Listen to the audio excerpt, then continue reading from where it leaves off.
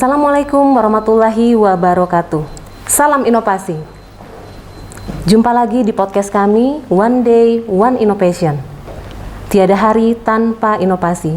Saat ini telah hadir bersama kita Mbak Rantika dari Universitas Sriwijaya. Oke, apa kabar Mbak? Alhamdulillah baik. Alhamdulillah.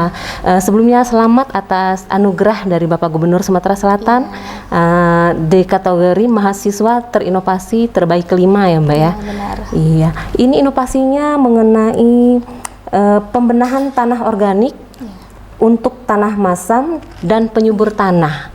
Sungguh menarik inovasinya, karena setahu saya untuk mengubah tanah masam menjadi ke netral itu biasanya hanya menggunakan kapur, dan biasanya kuantiti yang digunakan itu sangat besar. Biasanya 1 hektar itu 1 ton ya Mbak ya. Ini bisa diceritakan mengenai inovasinya? Ya, jadi latar belakangnya itu kan seperti yang kita ketahui di Indonesia ini memiliki tanah masam itu lebih dari kurang lebih itu 148 juta per hektar. 148 juta hektar maksud saya.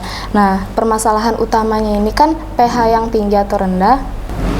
Lalu defisit unsur hara, di mana defisit unsur hara ini maksudnya itu kekurangan unsur hara. Jadi kami bagaimana caranya ini membuat satu inovasi di mana dapat menciptakan bahan pembenah tanah organik yang difungsikan untuk merubah tanah yang tadinya masam menjadi netral, terus juga dapat meningkatkan ketersediaan unsur hara. Itulah tadi kami mencampurnya dengan limbah BASF dan air kelapa. Seperti yang kita ketahui kan limbah BASF ini banyak mengandung unsur hara seperti pupuk organik lainnya. Terus juga perubahan bentuk dari bentuk kapur dolomit yang tadinya berupa tepung menjadi padatan atau butiran, ini kan salah satu solusi efektivitas supaya penggunaan kapur ini tidak mubazir ibaratnya. Petani kan biasanya mengaplikasikan dengan menebar langsung ke lapangan di piringan tanaman. Nah, penggunaan kapur seperti ini Bu sebenarnya akan mengakibatkan hilangnya kapur tersebut tercuci akibat air hujan. Oleh sebab tidak itu sesuai ya kuantitinya. Jadi cuma diaplikasikan tapi tidak bermanfaat bagi tanah. Oleh karena itu kami membentuk suatu inovasi di mana menciptakan bahan pembenah tanah organik yang dapat meningkatkan kesuburan tanah dan juga dapat meningkatkan ketersediaan unsur hara bagi tanah. Iya. Apakah proses pembuatannya itu sulit? Kalau dikatakan sulit tuh tidak Bu ya, karena kami membuatnya itu baru skala kecil. Jadi pembuatannya itu pertama dengan cara menimbang ketiga bahan tersebut dengan menggunakan raca analitik sesuai dengan komposisi. Lalu kami bentuk dengan pipa berukuran 0,5 inci dengan panjang ukuran 1 cm. Setelah itu, setelah bahan dibentuk menjadi silinder pipih yang seperti pada gambar, itu akan dilakukan penjemuran di bawah sinar matahari langsung selama 2 hari hingga kering dan mengeras. Setelah itu baru dapat diaplikasikan ke tanah. Begitu. Saat ini apakah ada demplot khusus untuk inovasinya?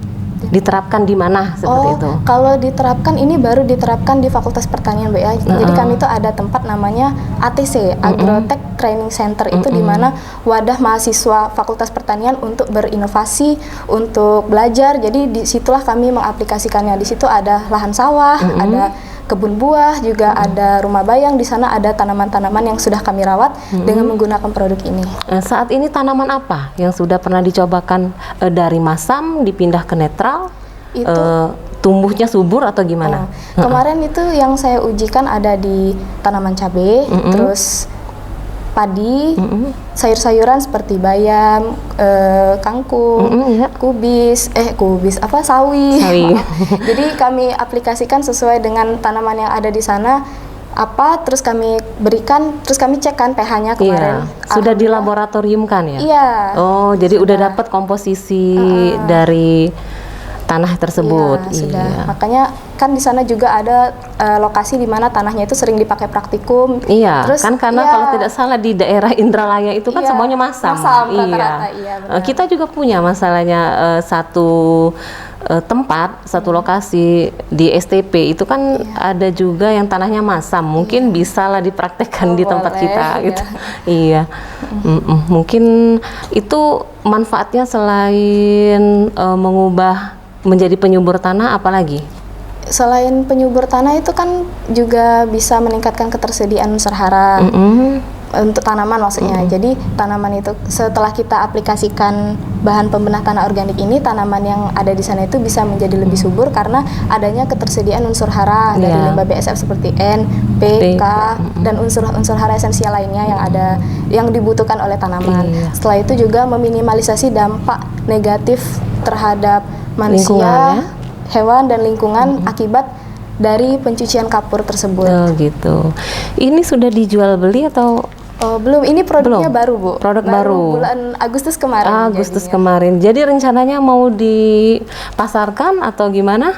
Mungkin boleh nanti pertimbangan bagi UMKM atau perusahaan swasta mungkin kan bisa untuk membantu kami untuk memasarkan, atau nanti mungkin dari Fakultas Pertanian sendiri akan menjual. Karena kami ada namanya di sana tempat penjualan produk-produk dari sana, dari Fakultas Pertanian yang dibuat oleh mahasiswa. Itu namanya Bursa Tani. Jadi di Bursa Tani itu ada produk-produk yang telah dibuat langsung oleh mahasiswa, baik dosen yang ada di Fakultas Pertanian. Berarti membutuhkan mitra ya saat ini ya. Iya, berarti kita mencari mitra sekarang. Iya, benar. Oke, baik. Ini untuk sekarang hambatannya apa? Kalau untuk sekarang belum ada, Bu. Belum karena ada. Alhamdulillah ya. Kalau karena masih skala kecil. Untuk skala besar apa saja yang diperlukan? Mungkin untuk proses pembuatannya, Bu ya. Kalau kita kan pembuatannya secara manual menggunakan alat-alat sederhana seperti pipa, terus juga pisau untuk pemotongan dan bahan-bahan sederhana seperti botol bekas, aqua gelas bekas itu kan kami kumpulkan di area sekitar pertanian. Itu kan banyak sampah-sampah yang berserakan, sampah plastik itu kami gunakan sebagai wadahnya. Jadi memanfaatkan sampah plastik yang tadinya tidak terpakai kami gunakan untuk proses pembuatan. Oh, seperti itu ya. Untuk sekarang sudah bermitra dengan siapa saja? Belum, Bu. Belum ada? Belum ada. Oh, berarti butuh mitra ya? Iya. Baik, berarti harapan kedepannya? Silakan. Harapan kedepannya dari inovasi ini supaya adanya kerjasama baik itu dari luar instansi Universitas Sriwijaya baik pun di dalam untuk mensupport atau mendukung produk ini agar menjadi lebih baik ke depannya, bisa dikenal lebih luas oleh masyarakat, terutama bagi para petani. Ini merupakan salah satu solusi untuk kita semua yang ada di bidang pertanian untuk mengaplikasikan bahan ini. Iya, benar. Ya. Terima kasih Mbak Ranti. Baik, terima kasih Mbak Rantika atas kehadirannya di podcast kami. Semoga menginspirasi para pemirsa inovasi di rumah. Dan kami kedepannya berharap agar Mbak Rantika tetap berinovasi, memberikan inovasi-inovasi baru lagi di bidang pertanian. Baik, demikian kita masih punya jurus 4S. Setiap orang adalah inovator, setiap masalah peluang inovasi, setiap solusi harus sinergi, setiap inovasi harus konkret hasilnya.